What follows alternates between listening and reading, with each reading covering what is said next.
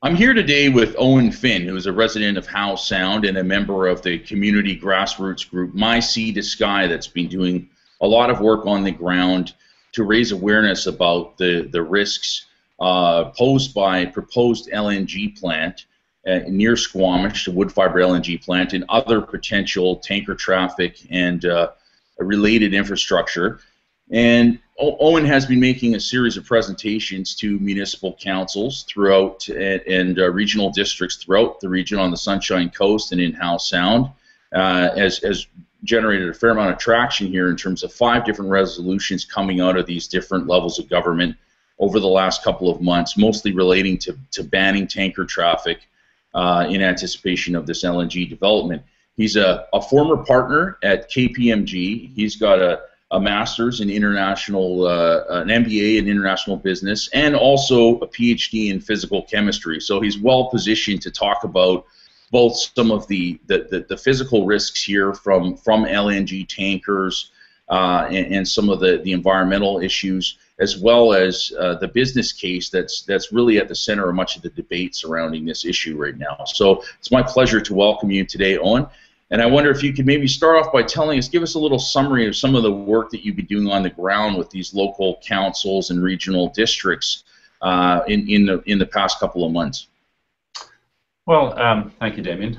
I'm an unlikely activist, but last fall I learned about this proposed wood fiber LNG plant and spent several months researching what is LNG and is it as benign as the BC government would represent it to be, and what are the consequences, both economic, social, and hazard of putting an LNG plant in the middle of Howe Sound. And I set out then on a discovery and a circuit of about 24 regional districts, municipal councils, and some other interest groups, and made some presentations of what I found in all that research. It was interesting to have the information that was not being provided by either the proponent or by the BC Government Environment Assessment Office in order to explain what the hazards and risks and benefits of this proposal might be. So from that I got 5 different resolutions from the municipalities of West Vancouver, Lions Bay, Gibsons, and the regional district of Sunshine Coast Regional District, and of course Islands Trust, which has some jurisdiction in Howe Sound itself. They have all suggested banning the passage of LNG tankers through Howe Sound and alongside their different geographies, for the reasons I outlined, which is it's dangerous stuff. The international standards guiding where to put these things are prohibitive of putting it in a place like Howe Sound. It's got lots of recreational boating traffic, it's got lots of ferry traffic, and has some, not much, but some cargo traffic with freighters going up and down. So it was an unlikely location, and my conclusion at the end of it was this is the wrong project in the wrong place for all the wrong reasons. And clearly some of the regional districts and municipalities agree with me. Now, maybe we should tell people a little bit about this project. So this is an Indonesian billionaire, Sukanto Tanoto, I think, maybe I'm pronouncing that wrong. Tanoto, excuse me. Who has bought up an old pulp mill, wood fiber, which is a few kilometers up the inlet or closer to Vancouver from Squamish, correct? Yeah. And the plan is to take this what's referred to as a brownfield site, so something that's being used for a former industrial purpose and repurposing it now into an LNG plant. And this is part of the Liberal government's grand plan here, which is we've seen over a dozen proposals up and down the coast, mostly in Kitimat and Prince Rupert, but this one is a lot closer to home for people in this region, isn't it? Yes, it's just up the northern end of Howe Sound, which is the #2 location for Vancouverites and for tourists on their way to Squamish, Whistler, and Pemberton. About 2.5 million of a year go up and down the Sound, and generating a lot of tourist income. So the fear is, of course, that this plant would interact negatively with the viewscape of Howe Sound, with the new gondola that's gone into Squamish, and that this would not be an advantage to the Sound.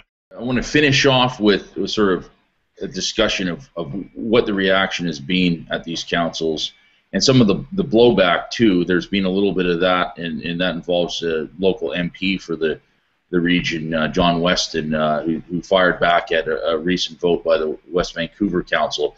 But before we do that, I just very briefly I want to touch on the other area of concern that you've demonstrated through your presentations, which is one of I think fair to say an unlikely but potentially catastrophic risks associated with these tankers. And I want you to put your chemist's hat on here and maybe talk a little bit about what concerns you've presented to the community and local governments on that score. Most people don't understand what LNG is. It's methane. It's a gas, much like what you burn if in your heating, your central heating, or some of you gas stoves burn there. That's propane, but methane is a very close relative and a much more dangerous relative. LNG is liquefied methane, and it comes from the northeast of BC, where it is mostly these days fracked from the ground via directional drilling and fracking technologies, and piped down into the lower mainland.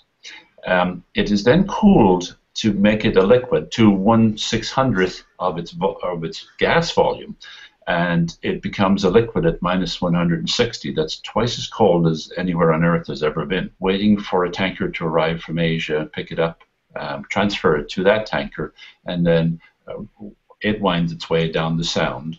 And these are big tankers. These are some of the biggest ships in the world, I gather. Twice as big, twice as wide, twice as tall as a BC ferry.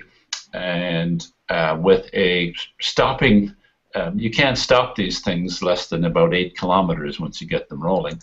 And the pilot at the back can't see anything that doesn't have a big radar footprint about 1.2 kilometers in front of him. Now, that's scary enough when you consider the amount of yachting, small boat traffic that goes on in the Sound, and the number of 3 or 4 ferry routes that traverse the Sound. But this tanker, each of them, and there'll be about 40 of them a year going up and down the Sound, each carry enough thermal power to equate to about 70 Hiroshima-sized atom bombs. You set one of these things off, you wind up not with as much an explosion as a fireball. Now, and these are the #1 terrorist target, as described by Homeland Security in the U.S.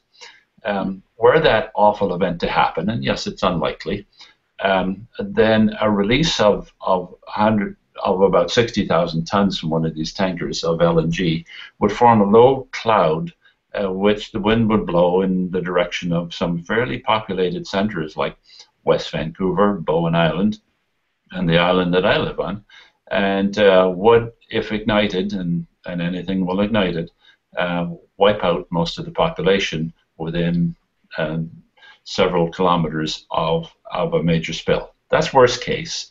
It hasn't happened in 40 years of tankers plying the water, but the major companies in the world who do operate these tankers are all the senior people with a lot of experience in this industry, and the industry guards its safeguards very jealously.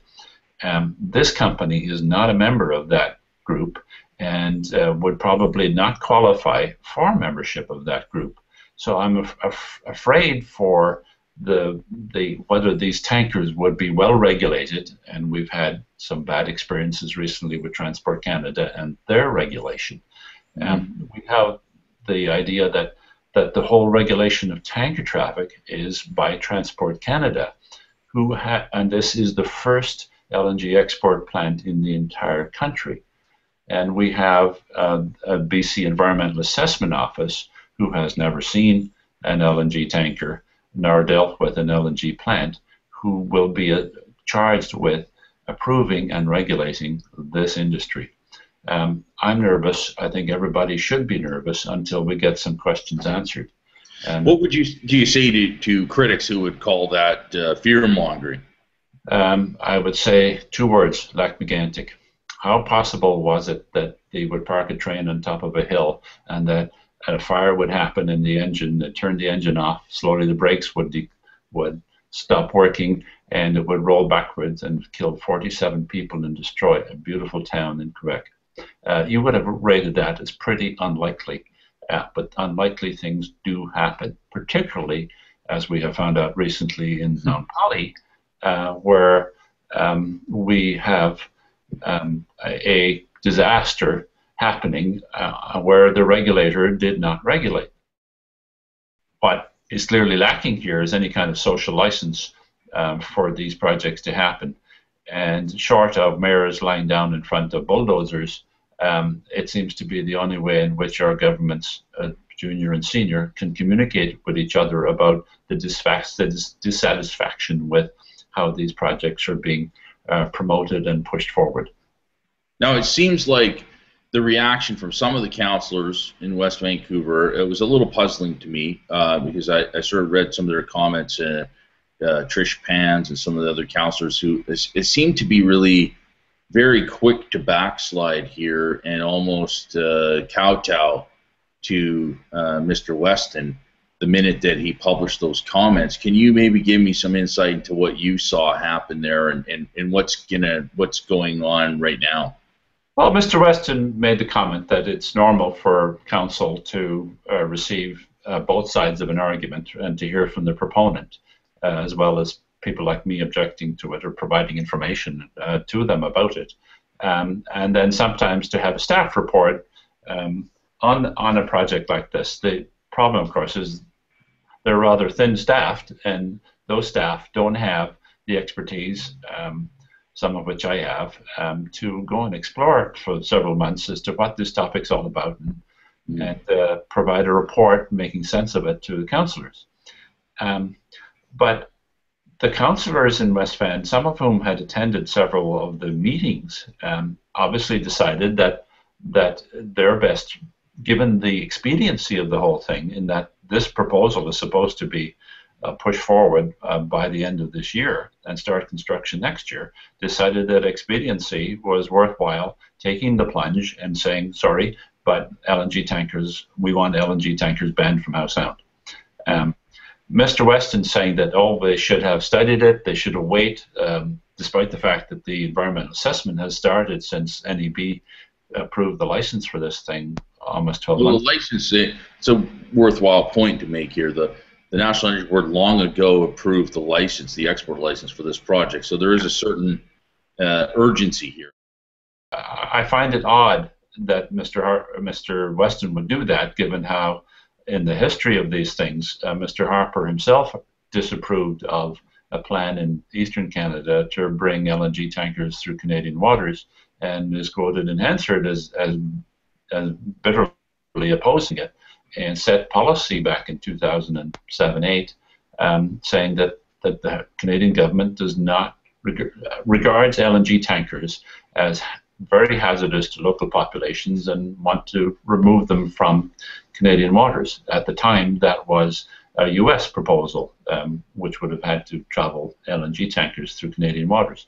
So it's a bit disconcerting for Mr. Weston to say that when our own Stephen Harper has already pronounced that this is not a good idea. Where does it go from here? I mean, it sounds like there's a real sort of pushback and a battle on the ground right now forming, as we've seen with the Kinder Morgan pipeline in Vancouver here, where municipal governments are going to bat for public concerns about these large-scale projects that are federally regulated.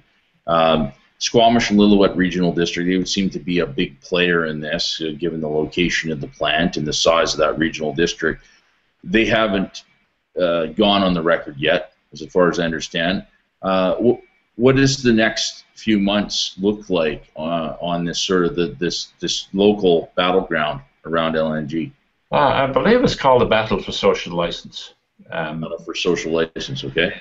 Squamish Council has refused to hold or deferred a decision, which amounts to about the same thing, to hold a referendum in Squamish as to whether this project should or should not go ahead, and to hold a public discourse on the advantages and disadvantages. One of the councillors was quoted as comparing it to a judge trial versus a jury trial, and that sometimes a judge is better informed to make a decision which a jury couldn't. I find that fairly arrogant as an elected official. So you would like a referendum, to be clear, is that? I certainly like a public discourse started by politicians of all stripes on whether this stuff, we really want to do this stuff or not. A referendum in Squamish, which might or might not carry any weight, in fact, it would not be binding on pretty well anybody, is a lot of effort, and there are simpler, easier ways to do that. But if push comes to shove and I'm asked, do you want a referendum or not, the answer is an overwhelming, resounding yes. Let's have it. And let's, in the meantime, inform the citizens of Squamish as to what the pros and cons of this are. There's been some done, but none of it's been done by the council. And so do you think that they're being enticed by some of these promises? Do they see benefits for the community that you don't see potentially here, or what do you think their reluctance is compared to some of the other communities like Lions Bay and West Vancouver, et cetera, that have taken positions on this? Well, Squamish could, in the best of circumstances, see 100 jobs and some more construction jobs. I think it's more assembly jobs of this plant, which will be manufactured abroad and shipped over for assembly. That's not an unattractive proposition. The $2 million that Woodfibre has proposed to pay in property taxes for the property is an equally, that's about 10% of property taxes in Squamish. Would add significantly to its budget. The spin-off jobs that might occur, one can argue that there would or wouldn't be, but there would be some. Whether those would balance out the air and water quality issues to go with this plant, the fact that the putting 17,000 tons of chlorinated water into hot water into the sound every hour from this plant wouldn't wipe out the returning species that are dear to First Nations, and the possibility that it might not be Squamish residents but temporary foreign workers who would fill these positions who have some experience with LNG, all must be weighed against the promise of 100 jobs and $2 million in taxes. And that's something that I think should be the subject of public discourse throughout Squamish, and that people who are normally fairly sensible about these matters make up their own minds. That hasn't happened, and that's not a healthy approach to democracy. Well, Owen, it's been a pleasure having you here today from the trenches of the battle over social license for LNG in Howe Sound, and we'll certainly stay tuned to your efforts here. It's going to be interesting next year as this issue continues to play out, and we'll hopefully have you on again to follow up on the latest updates from Howe Sound. Thank you very much. Thank you very much, Damien. Bye.